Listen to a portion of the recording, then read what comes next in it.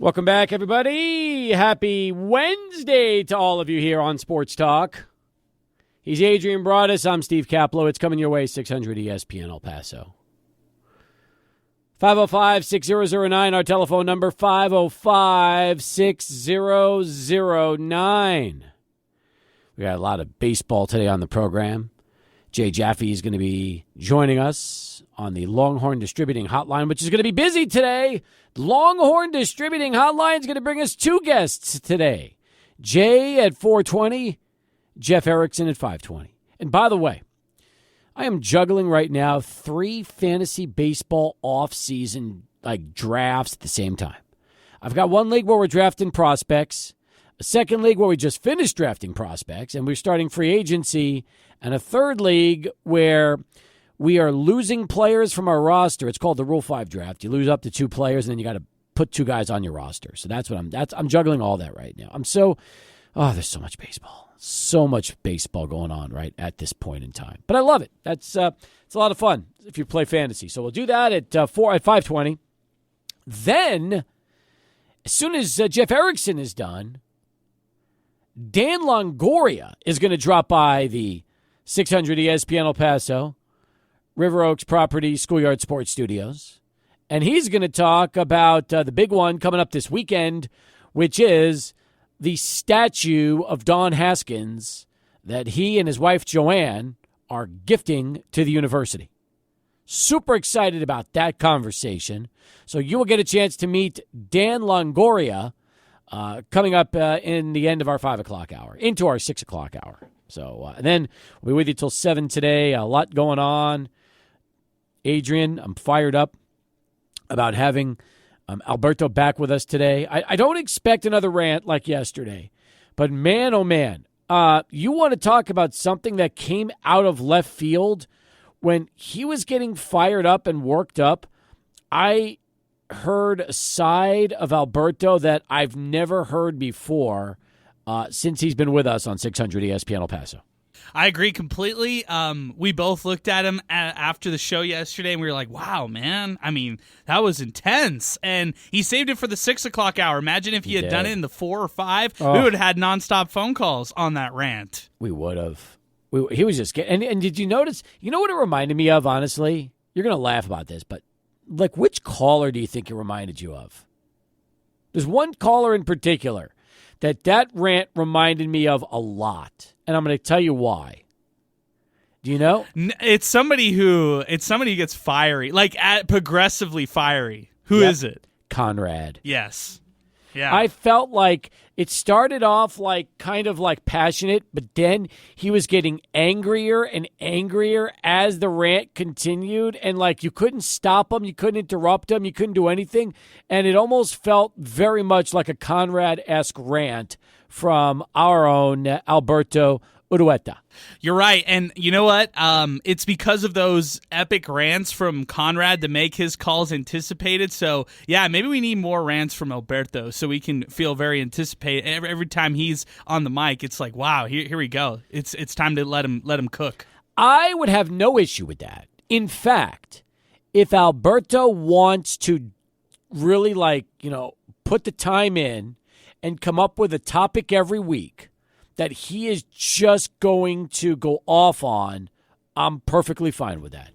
In fact, I don't even want to know the topic. Don't even tell us the topic. Because this now reminds me of Tim Haggerty's story times.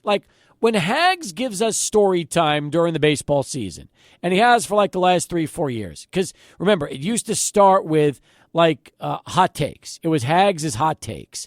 And then it evolved from the hot takes into story time. And now hypotheticals. And exactly. Hags hypotheticals. That was good too. You're right. But remember, Adrian, when we do these Haggerty segments every Friday, we don't even want to know what they're about. As far as we're concerned, surprise us. And then we go right on and we hear it. Yeah. We're online. We're researching on the fly as he's going onto these topics to come up with follow-up questions because we don't even know what he's going to talk about. That should be the Alberto weekly rant situation. And by the way, I don't even think we should make this a weekly rant.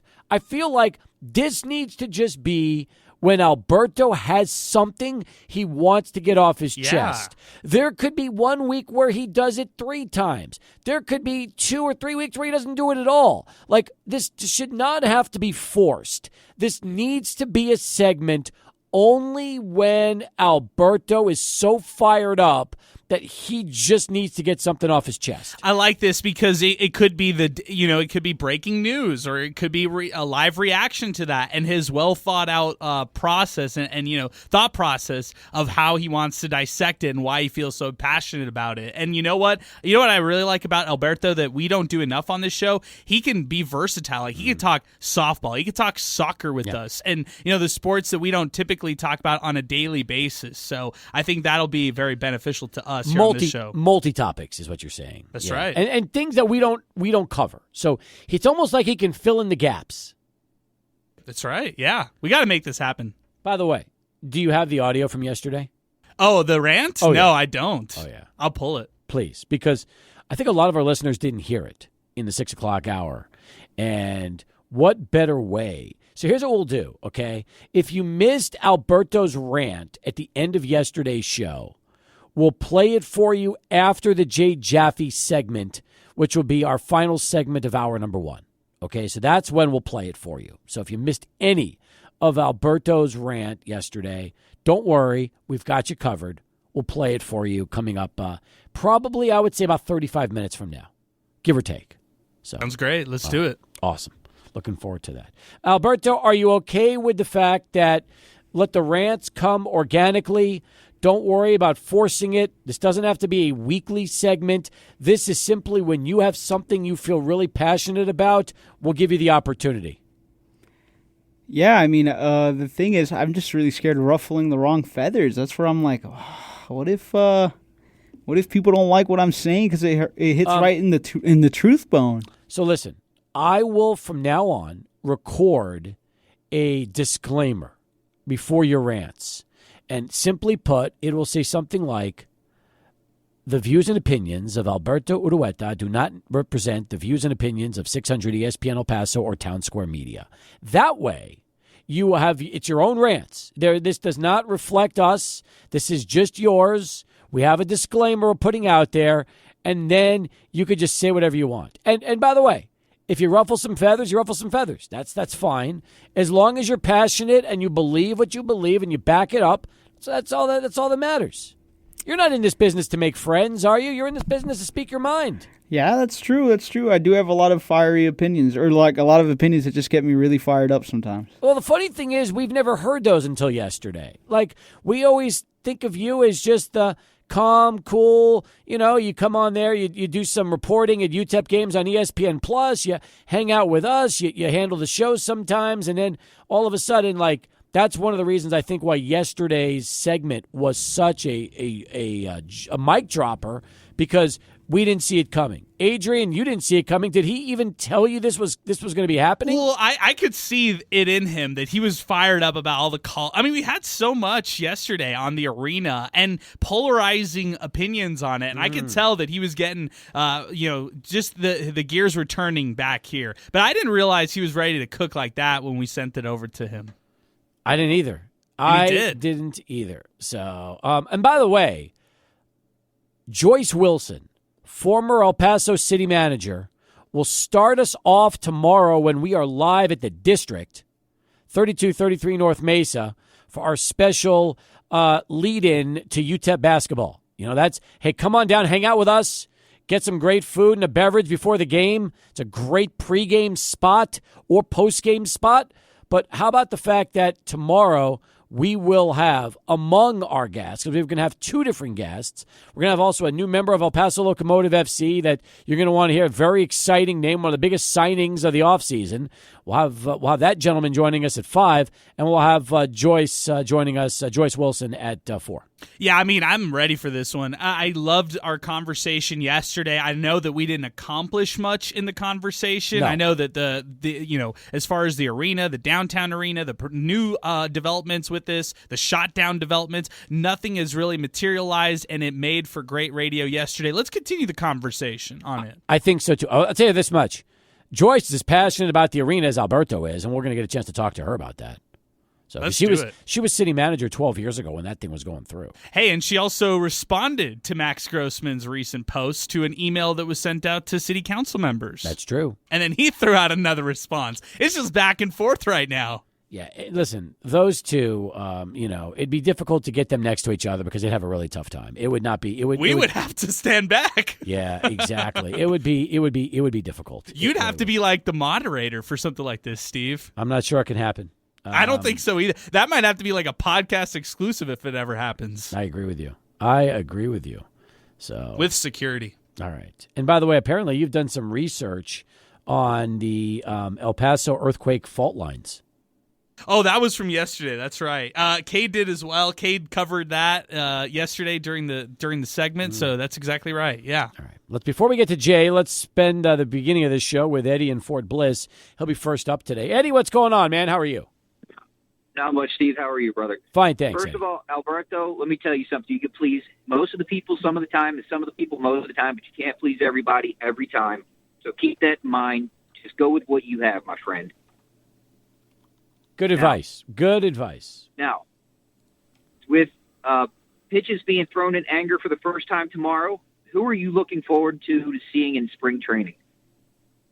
So it's weird because I'm going in a couple of weeks, but I'm not sure who I'm seeing and what games or anything like that. I don't know yet. But as far as teams and anticipation, it's got to be the Dodgers. I mean, I want to see Yamamoto and what he can do in spring training for the first couple of weeks before they head to Korea, because the Padres and Dodgers are going to be going to Korea and spending a few weeks out there. They kind of leave in the middle of spring training, but that's the biggest signing, besides Ohtani, the Dodgers had this offseason, and I think all eyes are going to be on Yamamoto, don't you?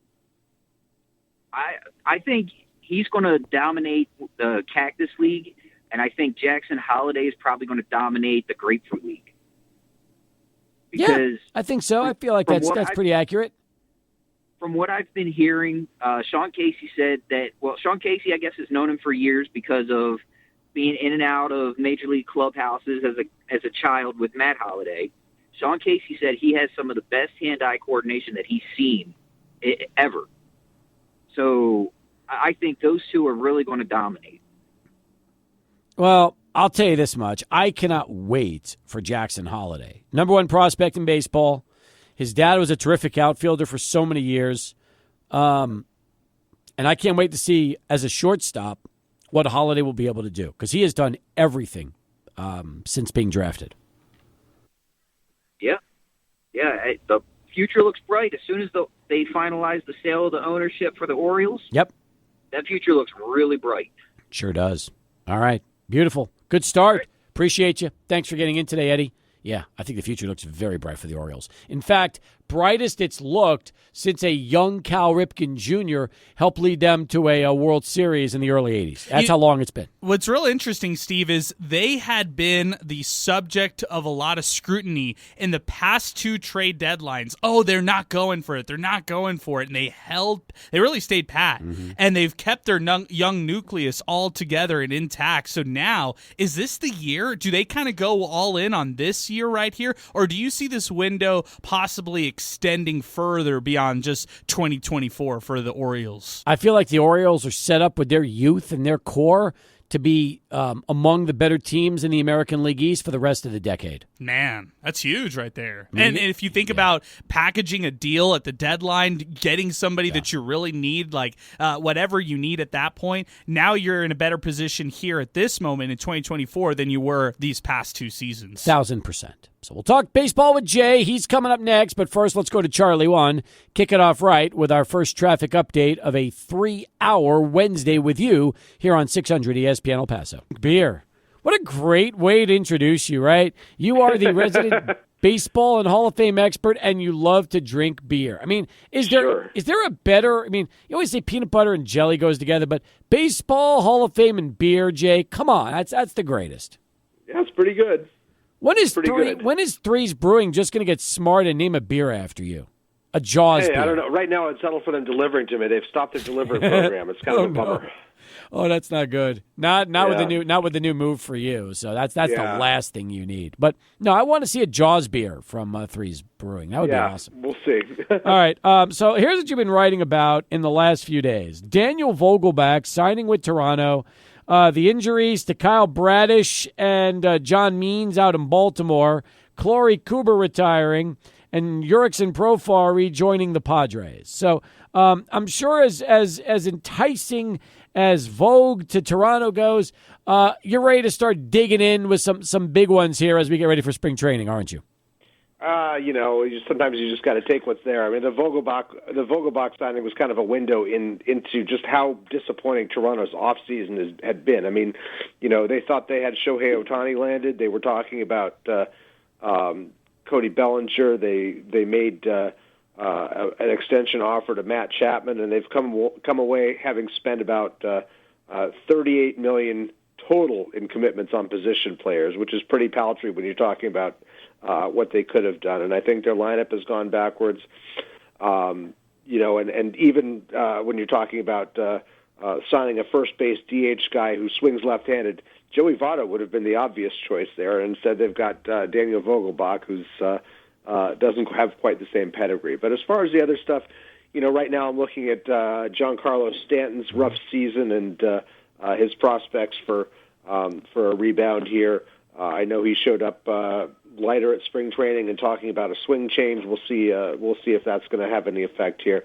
I'm going to be taking a look at the biggest holes remaining on contending teams as well. That'll be for next week. Good, I like that. And as far as Stanton goes, don't you love spring training when everybody always shows up in the greatest shape of their life?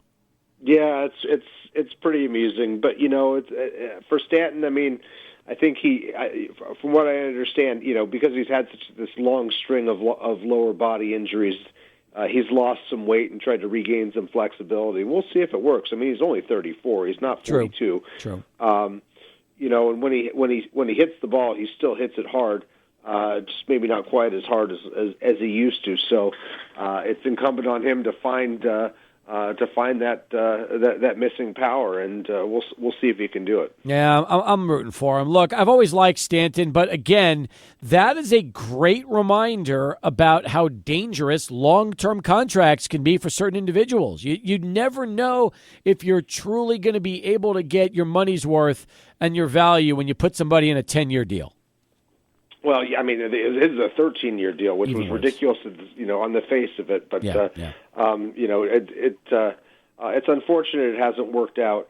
I think the risks were there for the risks are there for just about any long-term deal, though. I mean, we've seen deals that have had even less payoff than that. I'm thinking Eric Hosmer, who just retired and announced his retirement today, and how little the Padres got out of that contract when they signed him, and that was one that was like, oh, there's no way this is going to work out at all.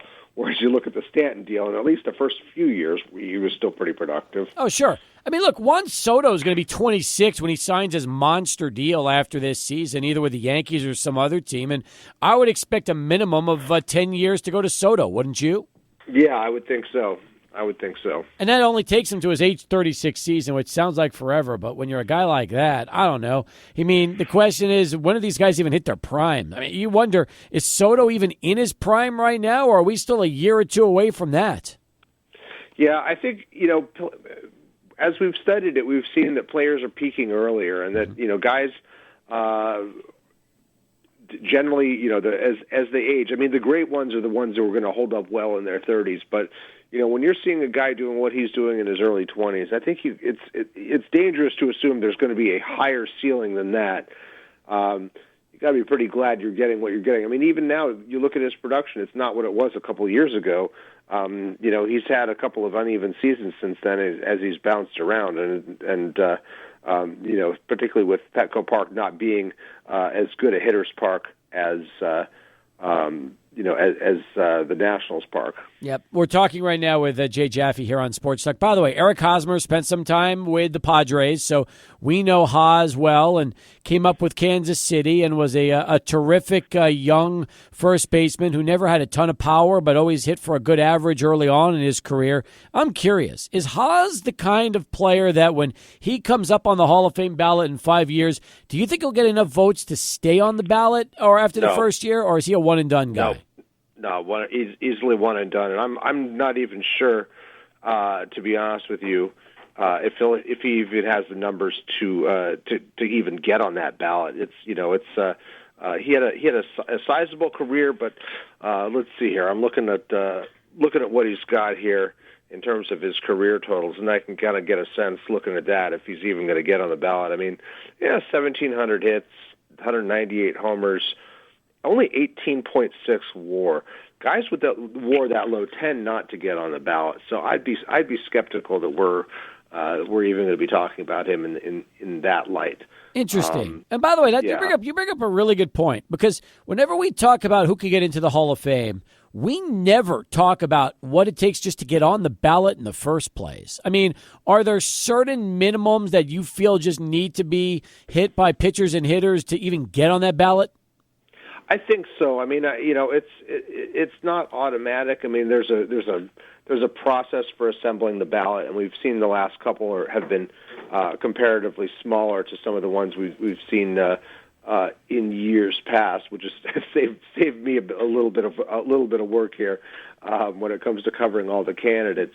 But particularly as we've seen wins above replacement become a stat that's more commonly used, you don't see many guys below a certain threshold. And I'm thinking you don't see position players with WARs in the teens making the ballot. You don't see. There's a lot of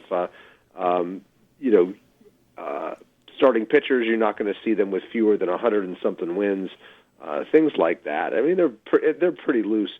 But the way it works is you've got a 6-person committee, and one person has to nominate, and another person has to second them. And if they're feeling grumpy that day, they may not be that inclined to include the Eric Hosmers or whoever. And every year there's somebody who gets left off. You're like, oh, why isn't that guy on? And you just wonder if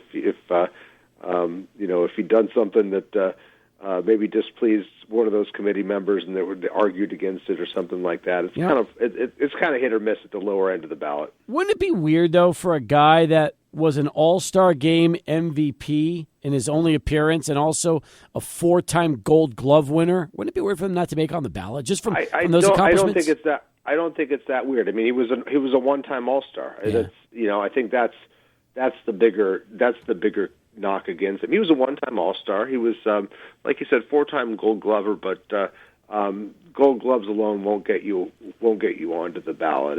It's the total picture, which isn't to take anything away from what was at times a very impressive career. I mean, he was a key player on those back-to-back Royals World Series teams, and figured in the World Series winning play in 2015. So. I'm sure the Royals took a lot of joy in proving the doubters wrong when they came out of nowhere to win. But that contract in San Diego looked like a bad idea from the start and turned out to be a pretty bad idea. And it kind of fell apart for him. All right, more with Jay as we keep things moving here on Sports Talk. But first, UTEP is playing ASU in softball right now. They just went down to the wire and lost a tight one in Game 1. We'll give you that and a lot more right now with SportsCenter. Adrian's back here, 600 ESPN El Paso. Continue on Sports Talk, talking baseball, talking everything from Eric Hosmer's retirement to arm fatigue. That's right. Cody Senga of the Mets is undergoing tests for arm fatigue. This is not unusual. This is part of spring training. It happens quite often. And between the Orioles injuries that you wrote about to Means and Bradish and now Senga, you just kind of have to hold your breath if you're a baseball fan, don't you? And hope that your team's rotation doesn't suffer any early season injuries. That's a good way to put it. With Bradish, what happened? He'd actually had the injury in January, and the Orioles were successful in kind of keeping it on the down low. Had the news gotten out, they it might have lowered their leverage in trade talks when they traded for Corbin Burns with the Brewers. So we learned about a lot of injuries as soon as camp opened. I mean, other guys who had gotten hurt and they didn't have to report that stuff until they'd gotten to camps. With Senga, arm fatigue is pretty common. These guys are building up from having been inactive. They've probably started their throwing process a couple weeks before they actually got to camp. And at this point, they're kind of feeling that first wave. But arm fatigue is actually kind of a good sign relative to the other problems. I mean, if you've got arm fatigue, that's a muscular thing, and that's going to go away in a few days. It's not a structural problem. You're not worrying about ligaments and tendons and all that. So this too shall pass. I wouldn't worry too much about Senga yet. There's a whole lot that can go wrong for any pitcher, of course, but fatigue alone or dead arm is not something to be particularly scared of at this time of year. We had an interesting question earlier about who you're excited most about watching at spring training. One of our callers mentioned that. You tell me, Jay, are there any players or teams that you're looking forward to most over the next month? Oh, geez, I don't know. I mean, I'm happy to have baseball back. I am intrigued by the youngsters on the Orioles. I'd love to see Jackson Holliday for one. He's somebody I'm very excited to see. Can't wait to see Juan Soto in action with the Yankees. That's another one. I'm really looking forward to being able to see him at a ballpark near me, so to speak. That's true. And obviously the Dodgers getting to see not only Shohei Ohtani but also Yamamoto. Yamamoto as well. It's going to be pretty cool. Everything I've heard about him is he's the real deal. Not to mention the fact that the Dodgers and Padres are like leaving in the middle of March to go head to Korea, where they're going to play games against each other and then start the season off. Yeah, that'll be interesting. It's about I think a week and a half ahead of everybody else. I'm actually going to be in Salt Lake City during that time on a ski vacation with my daughter. So we'll have to figure out how I can watch it there in the wee hours. By the way, you were just on a ski vacation a couple of weeks ago. Where were you, Jay? Because that looked like there was a ton of snow.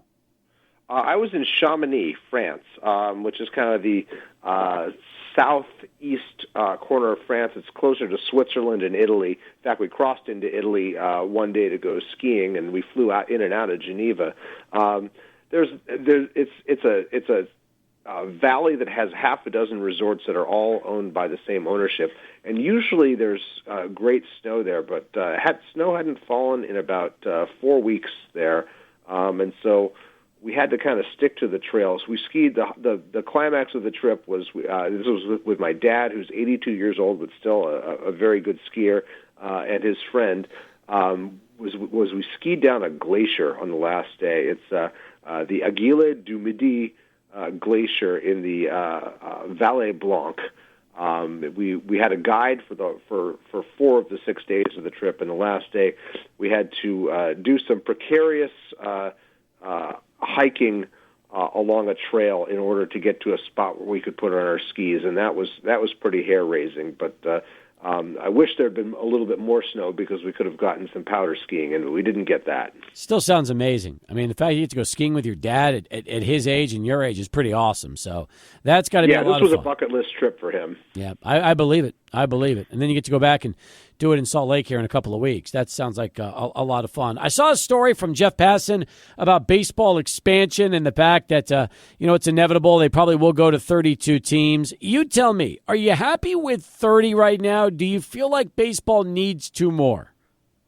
I think there are reasons where 32 would make some more sense. I mean, this has actually been the longest time that we've seen between expansions since the original expansion and since the start of the American League and the original expansion in 1961. It's time. Population is growing. The pool of available ball players is growing. You're always going to have teams on the bottom, teams that don't, teams that aren't as competitive. But I mean, a lot of that is at least somewhat elective. I mean, geez, we're just talking about this expose on the Pirates and just how content with mediocrity they are. And to say nothing of the nightmare of the A's and their messy move to Las Vegas. There's bad ownership groups, but I don't think there's that many bad markets. I mean, to see what we could add here in terms of ownership groups that are excited to own a team and they're getting a fresh start. I'm kind of intrigued here. I know that Salt Lake City is one of the teams that's under consideration, as is Nashville. Those might be the two leading contenders, but we'll see what happens. Should baseball come back to Montreal, in your opinion? Not without a dedicated ownership group that is committed to building a stadium. With just things were such a disaster there, and they've had such a hard time getting together the right coalition of people to put in money. It would be great if there was momentum there. I don't see nearly as much momentum there as I do in the two cities I named. I think there's much more in the way of likelihood that it's going to happen just based on what's happened in the last few years. Let's wrap it up. Beer pick of the week, Jay. What are we talking about today? Okay, this was one that I tried for the first time at my Super Bowl party here. This is from an Atlantic City brewery called The Seed. This is their, it's called, what's the name of it? All Through Time. And it's an alt beer, which is a German dark beer style. It's kind of a hoppy amber ale. I really like this. It was not what I expected it to be, just looking at it in a glass. Nice hop to it, a little bit peppery, very drinkable. I think this, let's see, what was the ABV on this? Was only about 5%. Very drinkable beer. I was glad to have some leftovers that kept me sampling it in the weeks after the Super Bowl. Fun stuff. I love it. All right, Jay, great as always to chat with you. Appreciate the conversation. Let's do it again soon, all right? Sounds good. Jay Jaffe, folks, from Fangraphs.com as we continue. 41 past the hour. More sports talk in a moment. 600 ESPN El Paso. Start of hour number 2. Welcome back, everybody. We also have a third man on this team today. He's Alberto Urueta, and man, he went nuts yesterday in our final hour. Back here on Sports Talk as we continue 48 past the hour. Oh, what a weekend it's going to be here in town. My goodness. Can't wait. Not only is UTEP basketball home, but the Don Haskins statue unveiling has been talked about for months and months, and now it's a reality. And how fortunate are we to have the man that is making this possible by gifting the statue to UTEP. He's Dan Longoria, and he joins us here on the program. First off, welcome. It's your first trip to the show, and maybe there's a good reason for that, because you are connected with UTEP and Don Haskins in a way that I'm sure a couple of years ago you might never have expected it. Cappy's Corner, thanks for having me, man. Just as I was telling you, I feel like we've been working on this thing for years, but from the time you and I started talking about this, it's been less than a year. So the statue unveiling is going to be incredible. As I was telling you, we don't have the stories like you guys do of the bear, but we're expecting the community to come out and tell those stories. And we've seen that. We've seen it all over our Facebook posts. We've seen it on social media. The community is excited.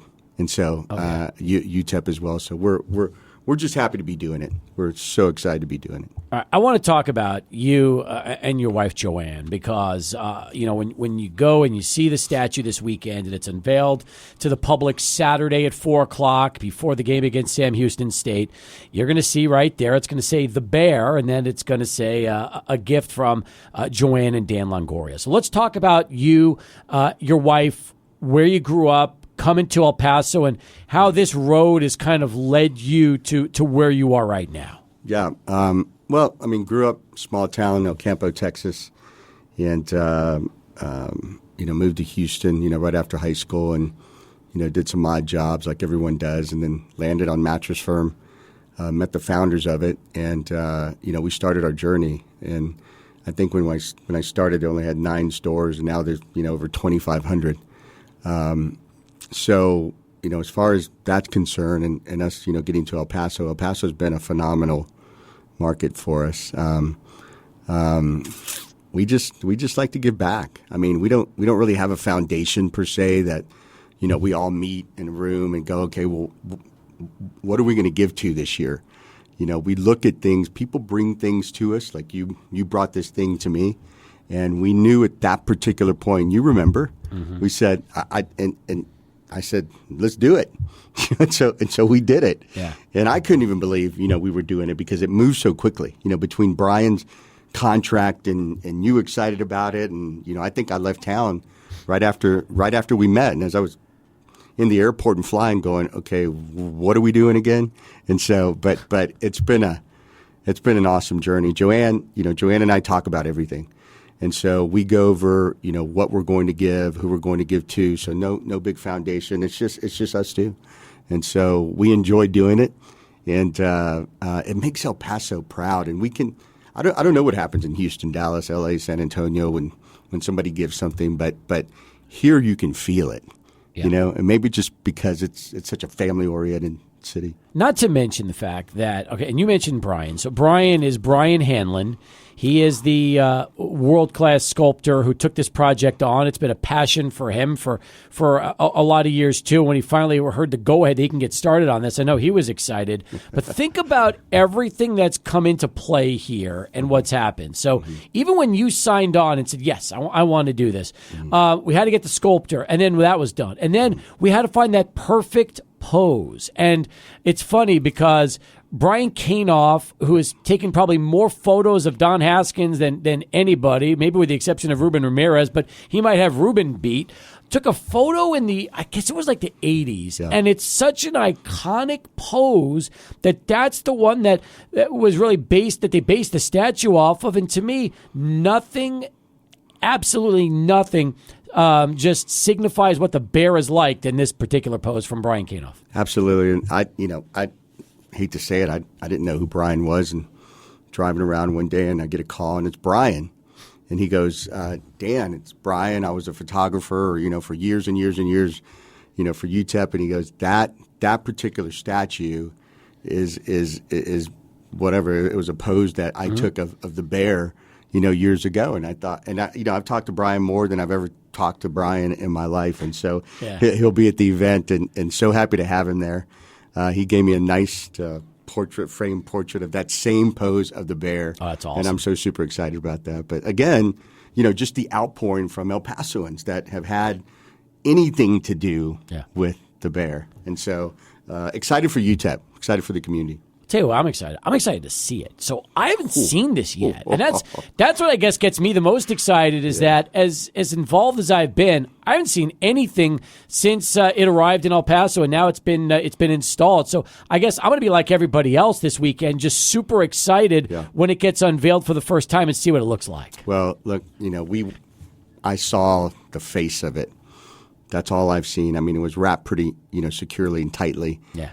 And it gave me chills when I saw it. Like I told you, I don't have the stories like you guys have, and so it just resembles, the bear so much. And look, I've been looking at other statues across the country and see what sculptors are doing. What I'm not going to name the statue that I just saw, and it I'm telling you, Brian is a master sculptor. And so the community will be whoever's out there tomorrow and whoever's out there Saturday, and it's going to be there forever. It's not going anywhere. Yeah. You're going to be shocked to see how great that statue looks. So I can't wait to meet Brian. He did an incredible job. He's so excited. He thinks he's getting a makeup trailer or something to come in. I said, if he gets one, I get a makeup trailer too. So. I love it. All right, we're going to come back more with Dan Longoria, folks, as we continue here on Sports Talk. Stay with us. Final hour next, 600 ESPN El Paso. Final hour of Sports Talk underway. We got a full house here today. Alberto's hanging out. Adrian right across the glass. We've got Dan Longoria here as well.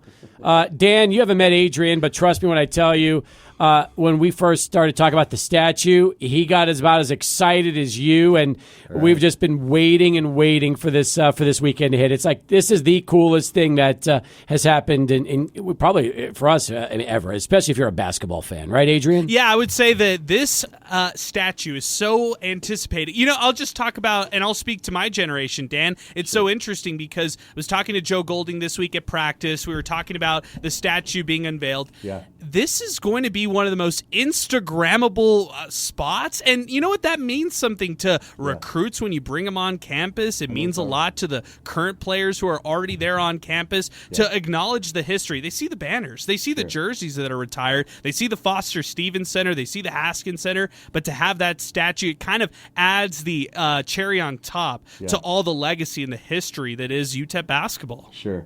I never even thought about that. I guess in this day and age with social media, like he said, Instagrammable. This thing could go so very viral that again, I guess the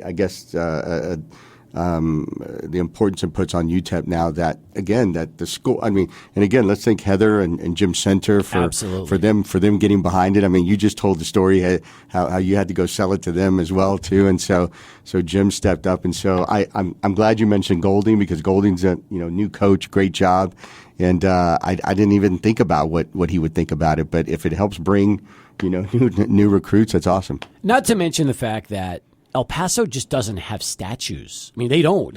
You think about so many, whether it's pro teams, colleges, other areas, there are like statues, bronze and other material that exist. Not in El Paso, not like this. We have I think there's a conquistador we have over by the airport. But when you think about this particular, statue of Coach and what he meant to this university, this program, and this community, that's one of the reasons why, to me, this is such a big deal. Because if you look at El Paso sports, you could say easily he is the most influential El Paso sports figure ever that's happened, that's come across El Paso. And yet this is kind of like, to me, the final tribute for Coach Haskins is a statue in front of the building that bears his name that now will welcome everybody anytime they go into that arena. Right, for any event. Again, hats off to where it's being placed. You and I know that was not the first location that it was going to go.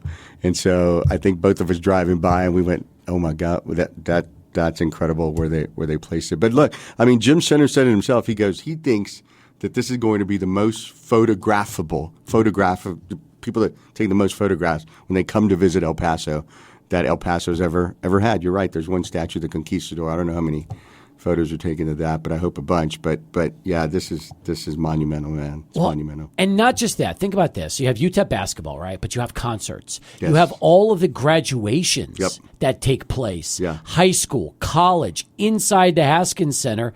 And this is going to be the one area that everybody's going to want to be photographed by. So that to me is such a cool thing. And Adrian, you're right. It is going to become the most photographed thing in El Paso.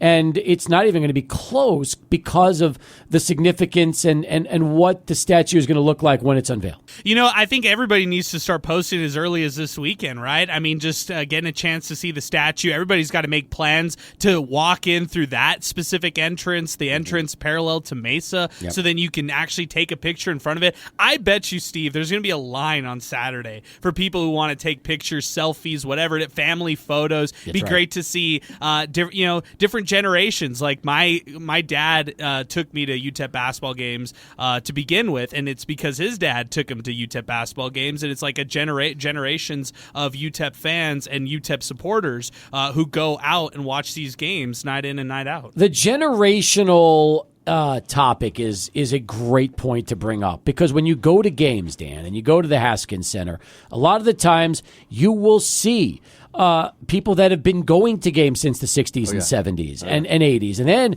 you'll see the younger fans, and then you'll see even the younger fans. So it's like you do have 3-4 generations worth of UTEP fans all together. And now they'll have the opportunity to also be a part of that celebration Saturday at 4:00 when the statue's unveiled to the public. Absolutely. And again, the stories that are coming out, So now with the statue being there, I can imagine a father and son talking about, well, hey, let me tell you about this game, or when I saw the bear do this, or I saw the bear do that. So again, the community needs to come out at Saturday at 4:00. Again, like Adrian said, let's start posting. I've seen some of the Facebook posts already, Instagram posts, and it's some of the posts are legend. Some of the posts are long overdue. And just to that post of long overdue, well, guess what? It's here now, and exactly. So we need everybody to come out and enjoy it. Dan Longoria with us here on Sports Talk. He is the president, CEO of Mattress from here in El Paso and Las Cruces. He is also the individual, along with his wife, Joanne, and his family that has gifted the Don Haskins statue from Brian Hanlon, the world-class master sculptor, to the University of Texas at El Paso, and it will be officially unveiled Saturday at 4:00 to the public. You've had the opportunity during the course of this whole project to get to know Steve Haskins a little bit, and really the Haskins family. If you can, tell us a little bit about what that has been like for you, and as you've gotten more connected into this project, getting to know Coach's son Steve and the family itself. Well, look, first and foremost, I mean, again, it's for the community, but it's mainly for the family as well. Mary will be there. Steve, we all know Steve. Steve is just, he's one of the guys. And so Steve's been incredible throughout this whole process too. Busy, this came about as a busy time, for us to get done and unveiled, so soon. But, it's just been incredible. I have not met Mary yet. I can't wait to meet her and have her see the statue. So again, we're happy to share this with the Haskins family, the community, and UTEP. So it's been a great experience so far. I believe Brent, David, the other brothers will be here with their families as well, the grandkids, and wow. You're going to see just that entire Haskins family there for that moment. And not only that, I love the fact that this is the same weekend that the 83-84 team is honored, because the significance there is that was the first team from that run to go to the NCAA tournament, and for about the next 10 years, all they did was hang championship banners and NCAA tournament banners from the Haskins Center. So they're going to have their 40th reunion, along with other members of the UTEP teams over the years: Tim Hardaway, Antonio Davis, Greg Foster. Some members of the 66 team will be back as well. Members of the teams from the 70s, the 80s, the 90s. So all of these generations, the 4 decades of Coach Haskins at UTEP, players are going to be coming back. Coaches are going to be here as well. It's going to be the biggest basketball reunion that El Paso's ever seen as far as UTEP. It's the Academy Awards of UTEP basketball, man. It is. So there's some big stars coming back, some big legends. I know Darby and team have pulled out all the stops to make sure that everyone feels comfortable and feels welcomed in El Paso, but that's what El Paso does. I remember bringing the CEO of Mattress firm, Steve Stagner, a few years back, and when he left, I was taking him to the airport. I said, so what do you think about El Paso? This guy is running a $2 billion business. He goes, Dan, it's the warmest city I have ever been in, and I'll never forget that. The warmest city. What does that mean to you, right? It means it's just everybody makes you feel good or makes you feel welcome. And so I think there's going to be tons of emotion this weekend, not just with the unveiling of the statue, but the game and the legends that are coming back. And so it's going to be an exciting weekend. So please come out, Saturday at 4. I'm with you on that one. Saturday at 4:00, it's all going to get started. They're going to have the official unveiling. There's going to be a pep rally. The ceremony is probably going to go for at least 90 minutes or so, because the way I'm looking at it, people are going to get there early. They're going to want to photograph. The program's going to be going on for a while, and then it's going to lead into the game at 7 o'clock that night. You're going to be out there at the game as well, and that's something that I know a lot of us are looking forward to. And I can imagine, talking about it is one thing. You got a little sneak peek at it. That's one thing. Yeah. But when you see that unveiled for the first time this weekend, it's going to take on an entirely different meaning for you, for this community, for this university. You know, you talk about Jim Center, Heather Wilson, the whole team at UTEP, and more than anything, it's going to become one of those signature landmarks that will now be on the campus forever. Yeah. Well, where you see it unveiled where it's supposed to go. It was different looking at it in a crate, right, and looking at the face of it going, oh, my gosh, wow, Brian, incredible. But when you see it in front of the Haskins Center, right on Mesa, and you know, Mesa is like an I-10, so many people travel through there, and all you'll have to do is look to the right or look to the left, and there it is. So that's going to be exciting that it's finally home. And, again, a great experience working with everyone. We are super excited about it. Can't say enough about it. I don't really know what to say. There's so much that can be covered with what the Bear did, just what he did to the game of basketball, right? And starting, you know, the 5 black players. I mean, and winning the championship, the '66 championship. So again, those posts on Facebook. I mean, he changed the game of basketball forever. The fact that you never met him. And still, I did meet him once. Well, you did meet him once. Okay, so you did get a chance to meet him. Yeah, but it was so fast. I mean, I was actually just, I just started my business. I was actually running a store, and through a radio station, we buy this radio. They're like, "Hey, you're going to go on the court tonight and get the game ball from the Bear," and I'm like, "Okay." Oh, that's cool. And yeah, so I actually got to go on the court, and I can't remember what game it was. It was early. Late 90s, because we opened in 97, so could it have been 98? I don't know. I mean, I really don't know. It probably was 98 because I believe he retired prior to the 99 season. So it would have been his final season at UTEP when you had the opportunity to go ahead and meet him and get the ball signed for the promotion, which is really cool. Well, Steve, I just have to say that, studying his pictures and listening to the stories of, him riding around and whatever, and thinking about the game of basketball, I'm an entrepreneur. And I just visualize him as an entrepreneur of basketball. He was dead on.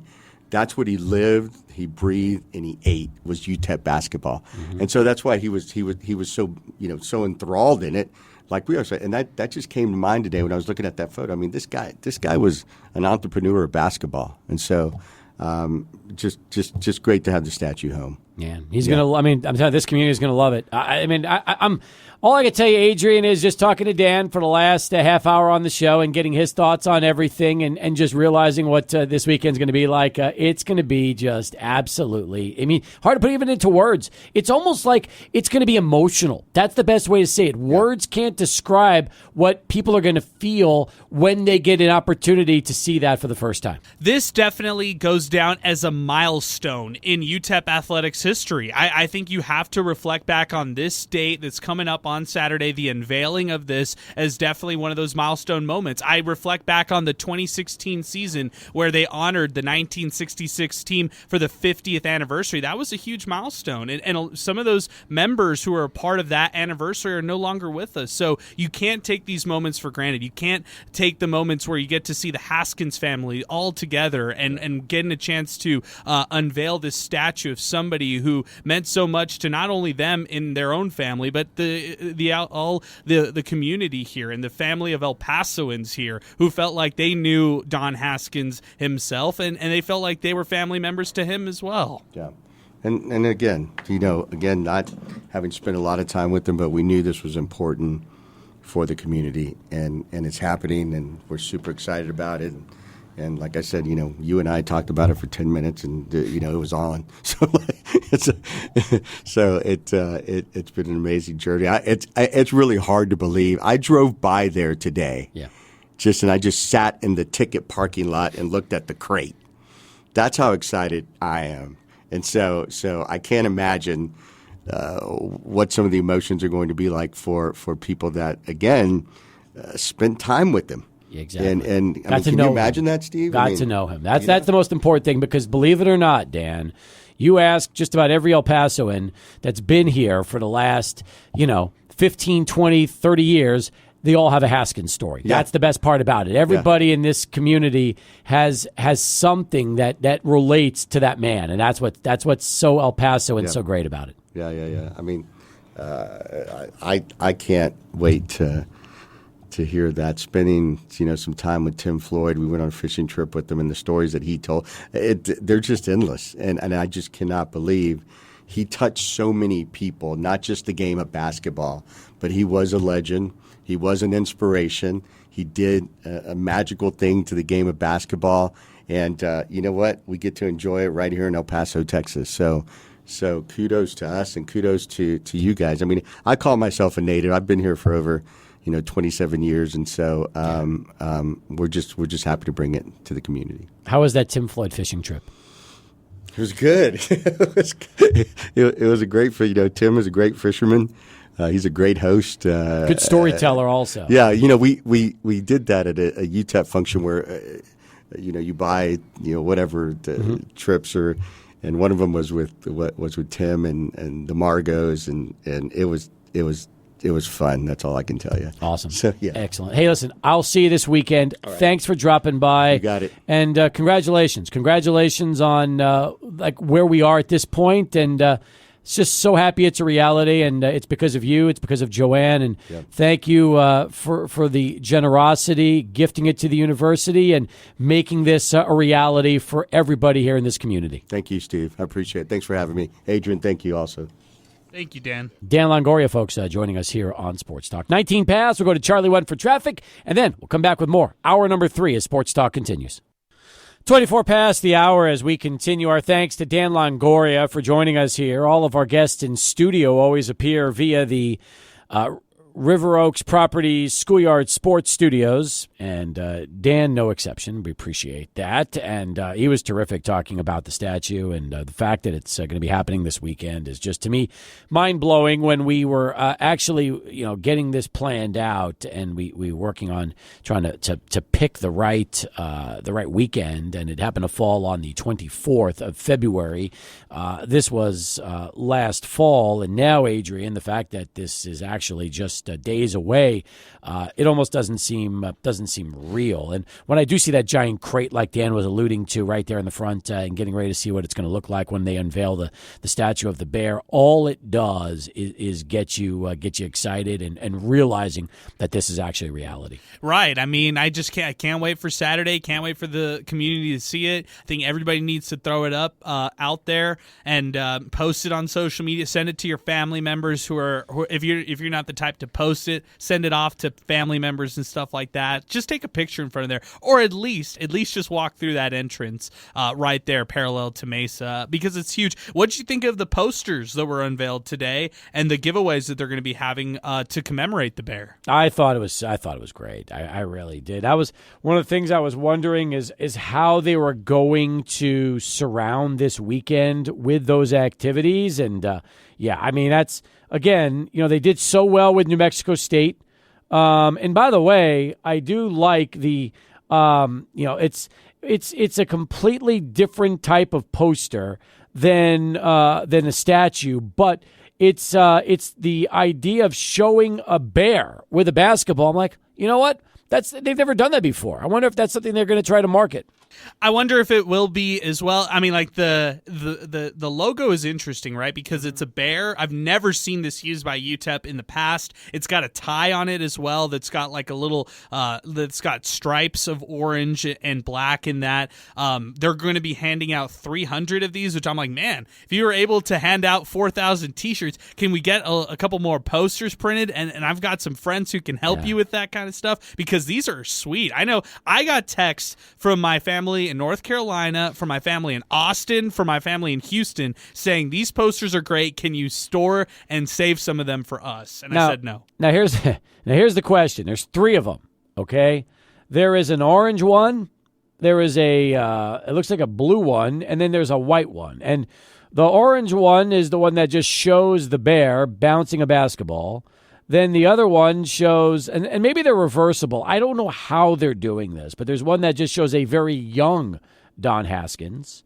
And then there's one that shows the bear itself with the bear in script and his signature below that. So, yeah, they're all different items. Look, here's what I was hoping. I was hoping that they were going to have the actual Don Haskins statue in a poster, But I also understand why they can't do that. Number one, it hasn't even been unveiled yet. And number two, they can't photograph it yet because they haven't seen it. So it's like you can't do that either because that hasn't even been officially unveiled. So you can't do that. So I get that. And maybe there will be Don Haskins statue poster night down the road. So in the meantime, for this, you're almost like you're giving El Paso a little taste. That's the best way to put it. Okay, it's hindsight's 2020, right? But if I was in marketing, I would have pitched to UTEP, hey, look, what if you did like a little like a little selfie prop? That way, it's like this is the bear, like some kind of a poster idea, but this is something that you can use to take a picture with. So then that way, you've got the bear in the background in the statue version, and you've got like a poster that you're showing off as well in that picture. So that would have been my thought. My favorite poster, by the way, is the dark one, the blue one or whatever, with actually Don Haskins on it. I like that one. The young bear. Yes. By the way, do you think UTEP takes the actual bear that they're using and starts to market it on shirts and caps? Do you think that happens? Yeah, I do. I think that this is a no-brainer. This is a layup. This is alley-oop right here. This is David Terrell throwing it up to Kevin Kalu for a dunk. So you gotta just execute it here. It almost looks like like he's wearing an orange and blue striped clip-on tie. The bear has that on as well. That's right. Yeah, I like that note. I like that feature. Alberto, your thoughts on the bear and the design and what UTEP's going to do this weekend? Well, I got a lot of thoughts, and there's a lot of thoughts of brewing. No. And I won't say anything because I don't want to bite the hand that feeds me. But all I'll say is this: I really look when you go to the Don Haskins and you go, through the I'll say the special events side, which is kind of where the bathrooms are when you're on the tunnel. Yeah, in the tunnel, there's a lot of really neat pictures of Don Haskins that span throughout the ages. And as someone who's a history buff like myself, I really would have just rathered a set of pictures, a poster that's just 5 or 6 different posters that are just pictures that are being reprinted of the Don of Don Haskins. That would have been really nice, and I really would have enjoyed that. Yeah, the posters are cool, and I'll probably take all 3 home. But yeah, I think that a picture would have spoken 1,000 words. All right. Well, I do believe that there will eventually be, and I mean this, there will be a Don Haskins statue poster night. I feel like that's coming. It's inevitable. I mean, it will be photographed once it's unveiled, and then, everybody will then be able to do what they want to do with it. But in the meantime, for this particular purpose, and I get it.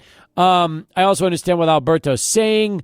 I like the fact that Alberto is confident that he will get all 3. He's already calling his shots and basically telling everybody listening that I will own the set before you. I think that's kind of confident, cocky, and he probably is right, isn't he? Well, I'm gonna just say this. Here's more free marketing, Steve, because you're exactly right. I hear what you're saying. Here's another free marketing idea. Okay, 1,000 plus, little plush bears with a little tie on it. Kids get it. First 1,000 in to the Don Haskins Center. Maybe that happens down the road. Maybe they do that. I think that would be it. That'd be it. First off, I think that they're probably going to take those bears and make an actual plush figure out of it. I think they'd be crazy not to, don't you? Right. And maybe the bear along the back has like the signature of Don Haskins, like kind of like sewn in white with it's like something like that. Or even on like one of the paws or something like that. Yeah.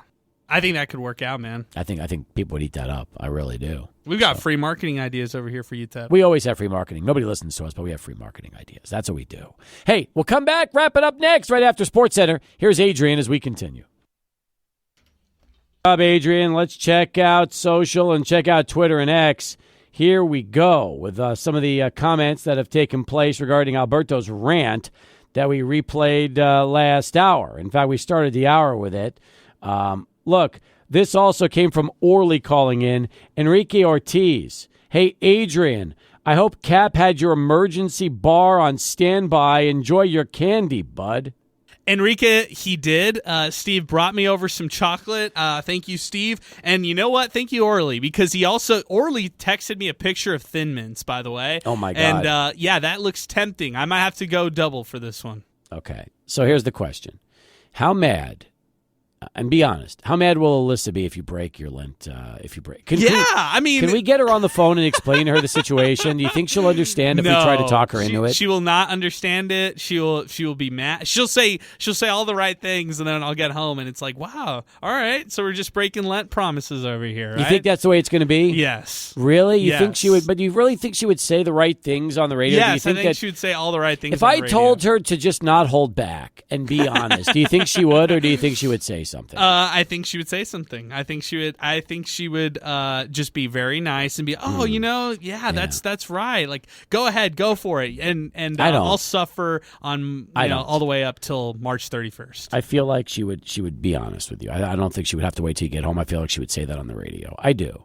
I hate it. Yeah. Do you think she would be afraid of coming on the air? Or do you think she would be okay? No, I think she'd be okay. I right now she teaches dance, so she's unavailable, we can't unfortunately. Get her. But what she a would convenient be. What a convenient thing for you to know that she is always teaching during the show and not available to come on the program. Okay, so just Wednesdays 6:00. And shout out Breaking Beats on the West Side.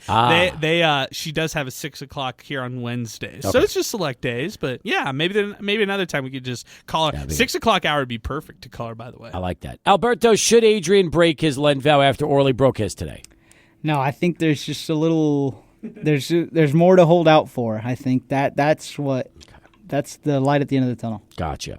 El Paso visuals. What makes Alberto's rants so good is his look and vibe in person. Let me explain. In person, I've barely seen him talk, let alone raise his voice above anything over an inside church voice. Keep that passion. Young Sangre. I like that. Had to double check on that. Very nice. There you go. Thank you, El Paso Deportivos Visuales.